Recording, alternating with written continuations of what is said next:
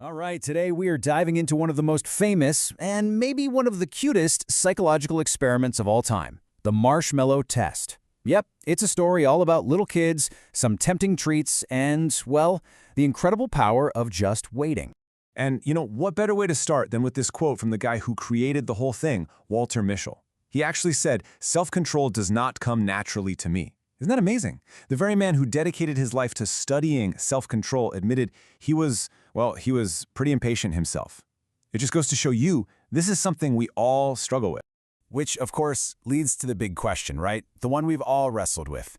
Why on earth do our best intentions, the diets, the deadlines, all of it, why do they so often just fall apart? You've been there. You swear you're going to eat healthy, and bam, there's the dessert menu. You promise yourself you'll finish that report, and next thing you know, you've been scrolling on your phone for an hour. So what is going on inside our heads? So, to get to the bottom of this, Mischel really focused on what he called the one marshmallow problem. And it's exactly what it sounds like. It's that classic, epic battle between what you want right this second versus what you want down the road. So, back in the 1960s, his team at Stanford came up with this just brilliantly simple experiment. The whole idea was to figure out what it is that enables some of us to wait for a bigger, better reward. What's the secret sauce right at that critical moment of temptation? Okay, so let's go inside the surprise room. That's literally what the researchers called it. Picture this. You've got these little preschoolers from Stanford's nursery school. They're about to walk into a room, and they have absolutely no idea what they're in for. The setup was genius in its simplicity. Here are the rules of the game. A kid is left all alone in a room with a treat they picked out themselves. A marshmallow, a cookie, whatever they love. There's a bell. They can ring that bell at any time, and boom, they get to eat that one treat immediately. But, and here's the kicker, if they can just wait for the researcher to come back on their own, they get two treats. One now, or two later. For a 4-year-old, that is a massive, massive dilemma. But here's where it gets really, really interesting. The kids who actually managed to wait, they didn't succeed by just staring down the marshmallow in some epic battle of wills. No, it wasn't about gritting their teeth. They actually distracted themselves. They used these clever little mental strategies to take their mind off the temptation. And oh my gosh, the ways they did it were just amazing. Some kids would sing little songs to themselves. Others would play games with their hands and feet or make funny faces. A few even tried to fall asleep. But my absolute favorite has to be this one little boy, Roberto. He had Oreo cookies. So what did he do? He meticulously, very carefully, licked all the cream out and then put the two chocolate cookies back together. I mean, technically he didn't eat the cookie, right? Genius. So for a long time, this was just a really cool study about how little kids deal with temptation. End of story, right? Wrong. Years later, Mischel and his team started to follow up with these same kids as they got older. And this, my friends, is where the story goes from interesting to absolutely mind-blowing. It turns out that the number of seconds, literally the seconds, a child waited for that second marshmallow was an incredibly powerful predictor of their entire future. I'm talking decades down the line. Nobody, and I mean nobody, expected this. Okay, let's just look at the numbers for a second because they're staggering. The kids who were the best waiters in preschool, as teenagers, they scored an average of 210 points higher on their SATs. 210 points! That's a huge difference. And it wasn't just about grades. Oh no. By the time they were in their 30s, the kids who waited longer also had a lower body mass index, a lower BMI. They were better at handling stress. They even reported a higher sense of self-worth. It just kept going. I mean, look at this timeline. The pattern just holds up year after year, decade after decade. You have the original test back in the 70s. Then in the 80s, as teens, those same kids have better social skills and those higher SAT scores. By the 2000s, in adulthood, they're managing stress better and have a lower BMI. And even into the 2010s, their brain scans literally showed different activity. The connection was it was undeniable. So you have to be asking, how? How is any of this possible? What is going on in our brains that makes this all connect? Well, that brings us to Mischel's really elegant theory about what he called the hot brain versus the cold brain. The easiest way to think about it is like this.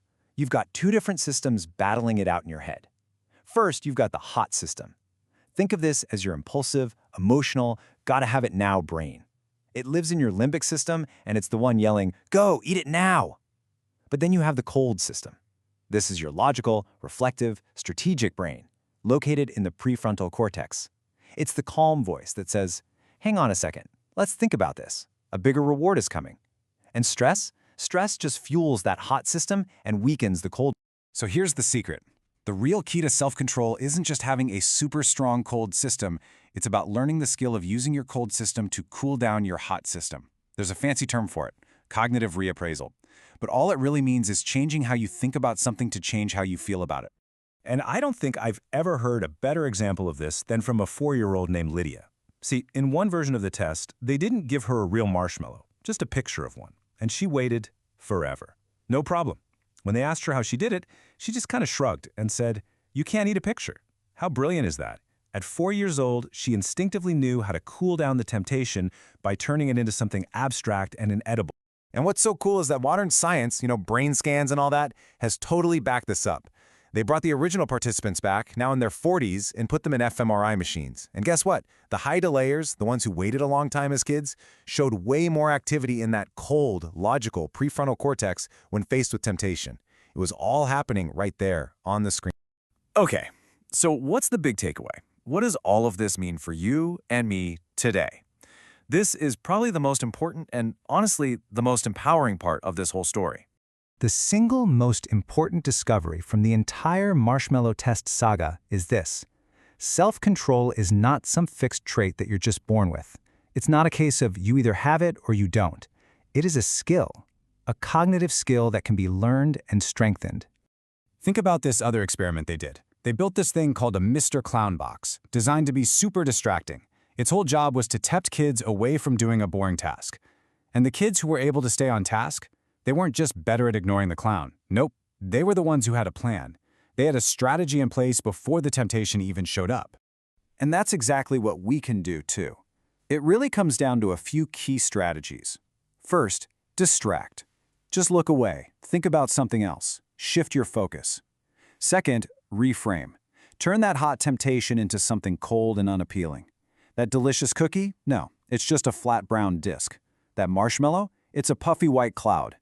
And third, and this is a big one, plan. Create simple if-then strategies, like if I feel the urge to check my phone while working, then I will stand up and stretch for 1 minute. It makes your response automatic, taking willpower out of the equation. So that leaves us with a really powerful thought, doesn't it? The whole point of the marshmallow test wasn't to label kids or predict their destiny. It was to reveal that self-control is a skill. And if it's a skill, that means you can learn it, you can practice it, you can get better at it. So the real question is, what's the marshmallow in your life? And what are you going to do to finally master it? Everything we've talked about today comes from the truly groundbreaking work of Walter Mischel, and you can find it all in his fantastic book, The Marshmallow Test. It's an amazing read if you want to go deeper into the science of why we do the things we do. Thanks so much for joining me.